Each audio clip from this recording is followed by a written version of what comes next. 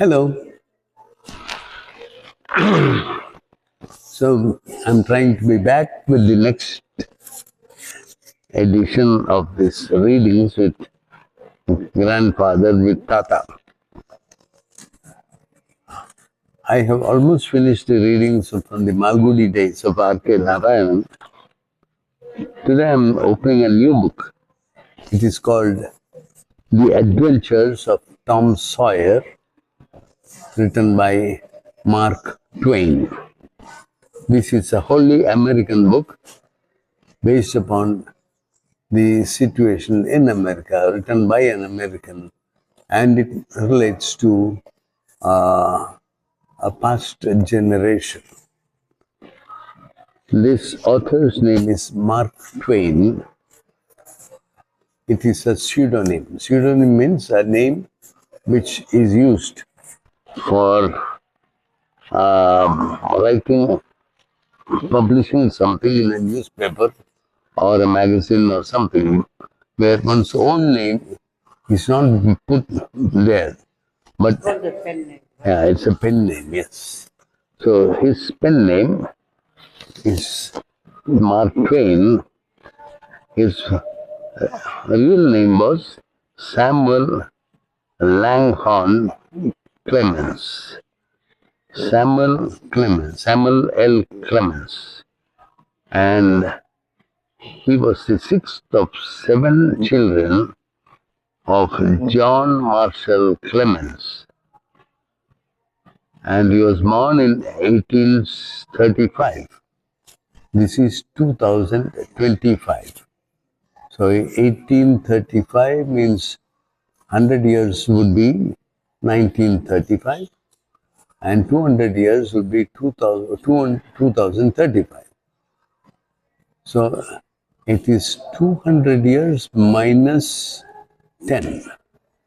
So 190 years ago, which is quite a long ago. So Mark Twain was born on 30th November 1835 in Florida, in a small Missouri village of roughly 100 souls. His real name was Samuel Langhorne Clemens, and he was the sixth of seven Clemens children, or children of John Marshall Clemens. His father was the son of a once comfortable Virginian family that had fallen on hard times. So his father was born in Virginia, and they were in Virginia, and later his father's family had difficult times financially, so we find John Marshall Clemens is in Florida, a small Missouri village of roughly 100 souls. That's what the introduction says. The patriarch continued down much the same unfortunate path, invariably losing money on his investments and ventures. So this John Marshall was continuing to lose money. He did not have good luck or good fortune or good smartness to make money. He died from pneumonia at the age of 48. And Samuel Clemens remembered him as a man who never once laughed. It must have been very unfortunate for a person not to have laughed. That means his life must have been so somber and so difficult. And well, that was the kind of life he had. So life in the USA in 1830s. The greater influence on the boy who would become Mark Twain came from his mother, Jane, a lively woman who delighted in storytelling. So She would tell stories and the boy would listen, and he got the entire attitude of telling stories from his mother. So that's the starting point of the introduction. So Samuel Clemens remembered little of Florida, a place he described as an invisible village. When he was 4, the Clemens family relocated to Hannibal, a much larger community on the Mississippi River. At the age of 12, several thank you for that. At the age of 12, several months after the death of his father, he left school to take work as a printer's apprentice, eventually joining the Hannibal Journal, which was owned by one of his brothers, Orion. Now we know a little of these names. I'm myself a visitor to USA, so I'm hearing the name that this is Florida. It's a hold on, a small Missouri village called Florida, and from there, um, this Florida is described by Samuel Clemens, Mark Twain, as an invisible village, and when Mark Twain was 4, the Clemens family relocated to Hannibal. Hannibal is a much larger community on the Mississippi River. At the age of 12, several months after the death of his father, he left school to take work as a printer's apprentice, eventually joining the Hannibal Journal, which was owned by one of his brothers, Orion. So, it's Mark Twain's brother, another son of the same John Marshall Clemens, was the owner of a journal called the Hannibal Journal, which was a newspaper publishing at a place called the Hannibal where this family had moved to. So, the Samuel Clemens took up work as an apprentice with his brother's journal, Hannibal Journal, and with so many Clemens family ventures, the newspaper proved, as with so many family ventures, the newspaper proved a financial disaster. Still, it had considerable influence on young Samuel. It was in the pages of the journal that Samuel Clemens first published light verse and the occasional sketch. At 17, after nearly 3 years of unpaid employment at the paper, Samuel set off for brighter and bigger pastures. He set type in St. Louis, Cincinnati, Philadelphia, New York. So, this Samuel Clemens took up profession as a typesetter. So, he set type at a town called St. Louis, at a town named Cincinnati, at Philadelphia, and at New York, often supplementing his income by selling humorous articles written under the nom de plume of Thomas Jefferson Snodgrass. Now, let me explain how the newspaper industry and the typesetting, etc., was done in those earlier centuries. We are talking of early 1800, that is the 19th century, 1835, 1840, something like that. Usually about, I told you about 200 years, something. So the newspapers would come on course papers, which was known as newsprint. These were not very fine and very high quality papers, but they were of large size so that the paper could be printed. All the news can come on one side, then the paper would come roll the other way and come, and on the other side it would be printed. And so these news items would be set on frames, and there would be types, alphabets, and all the punctuation marks, commas, apostrophe, question, exclamation, all that, and various other things would be set in small types. That's called typeset. And they would all be made from tin. So tin can be melted and used to make a fresh type, a set of types for the next edition. And after it is used, it will get abrasive, it will be used up and not be fresh and clean, sharp. So it could be melted and poured into new molds where you can get a fresh typeset every day.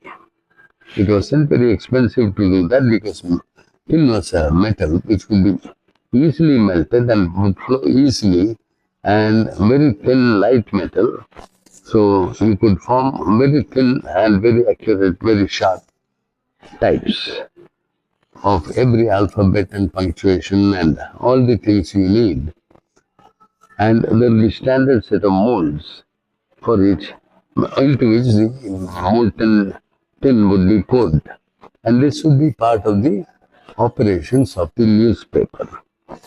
Then these typesets would have a certain arrangement at the bottom. The top is a type. It says alphabet A like that, B, C, etc. And at the bottom is a shape with a hole in it, which and grooves, which will enable the typesetter to fit the types in a row, and they will all form one block. If you want to say Tom Sawyer, you put T, capital O, capital M, then a space. There will be a typeset for a space, blank. Then Sawyer, space. So that becomes one type, and it is set on that frame. So they'll go on setting. Then below that line, Tom Sawyer, there is another. Above there is a line, The Adventures of. Then one small thin separator which will give the space between that wording and the name Tom Sawyer. And below that another thin line which gives the space, and below that the name Mark Twain. So once this is set, all these 3-4 lines of type are fixed together in a small frame which is fixed onto the large frame. So like that, the entire page of the journal is the size of this frame, and in this entire frame, the entire matter which appears on the newspaper will be set. That is known as typesetting. So everything you see in a newspaper would be actually handled by a person who would, they will first type out or write out the matter, then somebody will read that and pick the particular alphabets and set them in the order, and give the gaps between the words and between the lines and paragraphs, and they'll all be in columns. Every newspaper has a column, then another column, and in between the columns there is space. So for everything there is a there's a tin typeset. So the entire page, the type is set by the apprentice boy. He is a low-paid employee who just knows the alphabets and to read the original matter. He'll read it and pick the exact metal types from his store. He'll have a tray here with one box full of alphabet A, lowercase, another box full of alphabet D, lowercase, and each alphabet lowercase, then each alphabet higher uppercase, and all the commas, all the அப்படியா அவனுக்கு தெரியல அவ்வளோ all the commas, question marks, and punctuations. So everything would be in boxes or bowls or whatever. So the boy is used to the setting. So he'll say POM. So he'll put capital T, capital O, capital M, and set it. And then there's a space, fix the space. Then S, A, he shall set it. And then there is a line. So he'll put on line above, one line above, so that there's a space and all that. So the entire page is set on that one tray with all the various typesets. That is called typesetting. And this boy, Langhorne Clemens, Thomas Langhorne, hold on, son of Samuel Langhorne Clemens. He was the sixth of 7 children of Clemens. Virginia family moved to Florida, a small village in Missouri.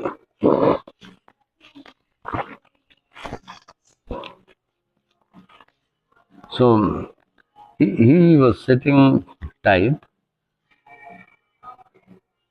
at the Hannibal Journal, which was a newspaper being published by his brother.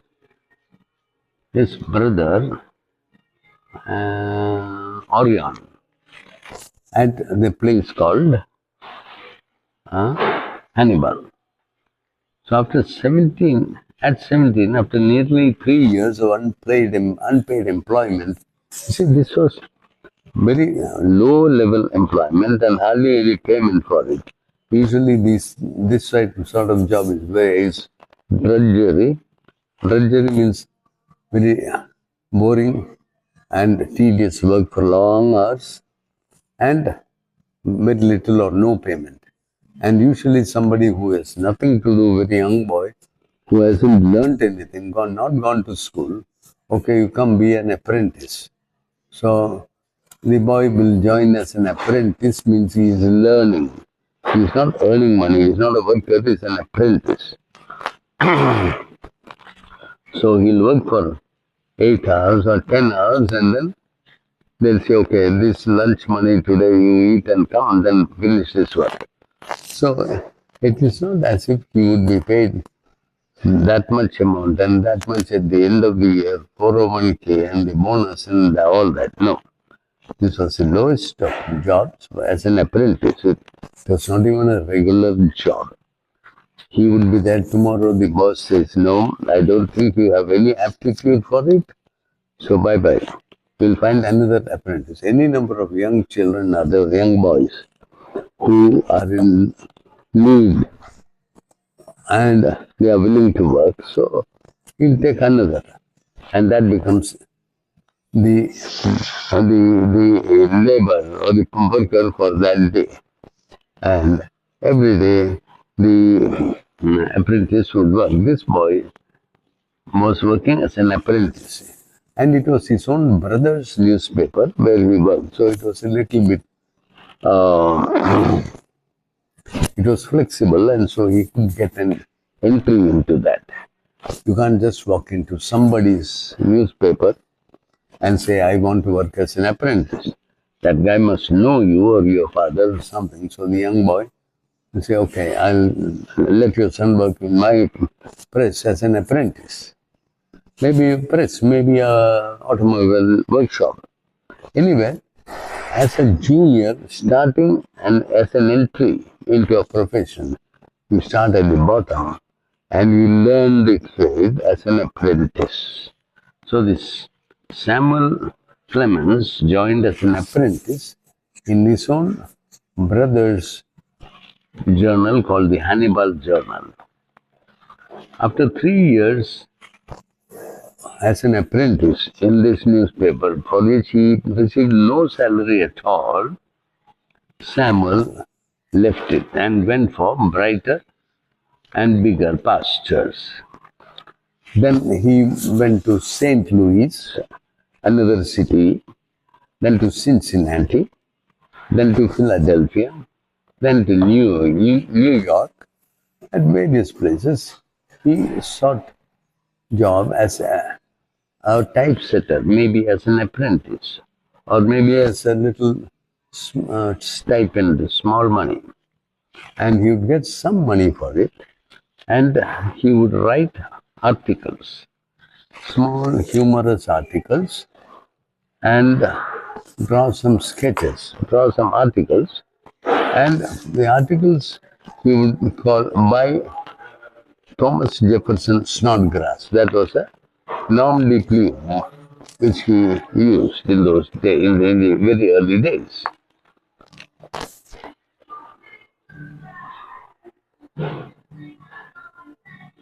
Young Clemens had no intention of pursuing a life in letters, in writing or literature and etc. So he headed back to the Mississippi to take up a lucrative career as a riverboat pilot.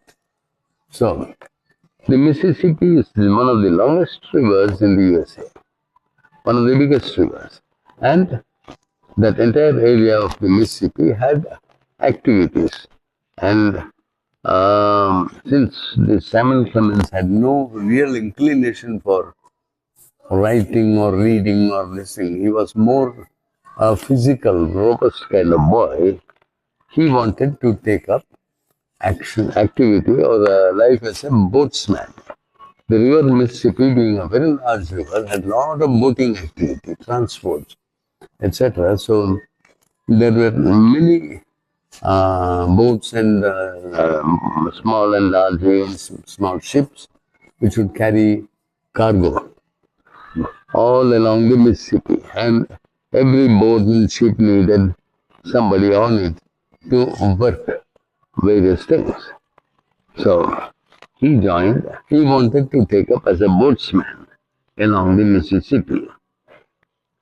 He wanted to take up a lucrative career as a riverboat pilot.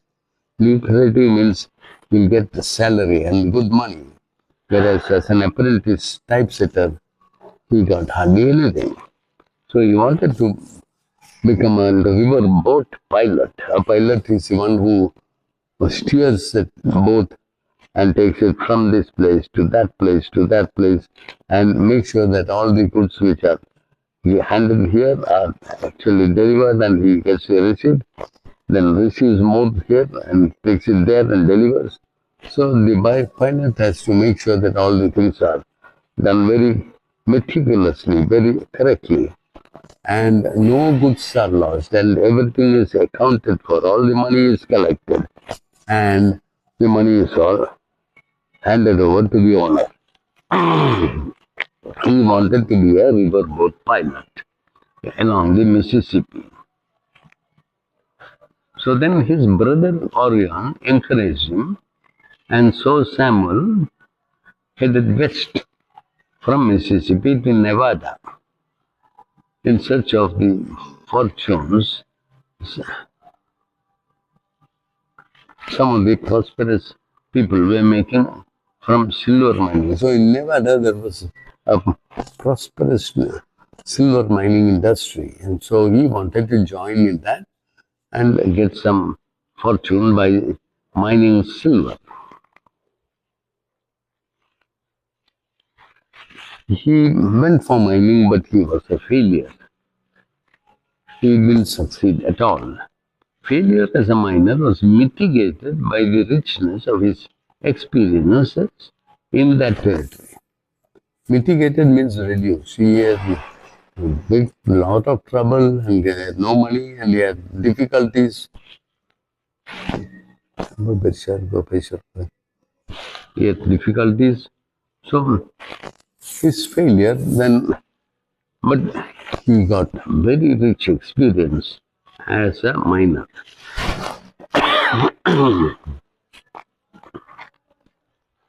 On 3rd February 1863, Mark Twain made his first appearance on the pages of the Territorial Enterprise.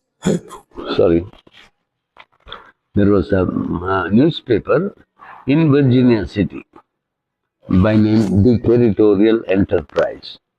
And this boy, Samuel Clemens, wrote something which under the name of Mark Twain, and it was published in this newspaper, the Territorial Enterprise, in 1863. That was the starting point. From there, Twain moved to San Francisco, where he became acquainted with some of the country's leading writers and intellectuals, including Ambrose Bierce and Bret Harte. I don't know these people. 3 short years would pass before Twain's career. Oh, that's so nice and welcome. Thank you.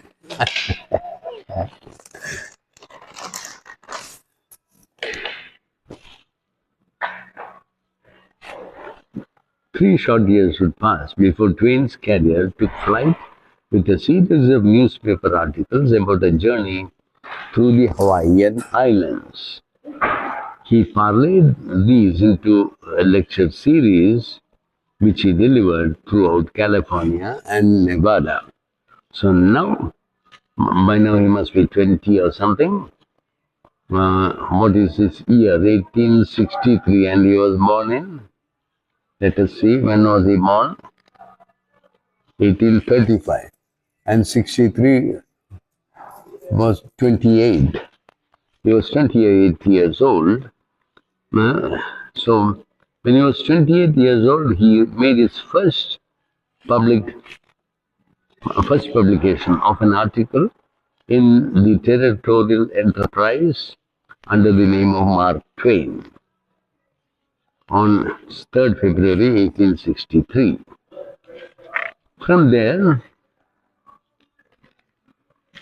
Twain moved to San Francisco, where he became acquainted with the writers and intellectuals.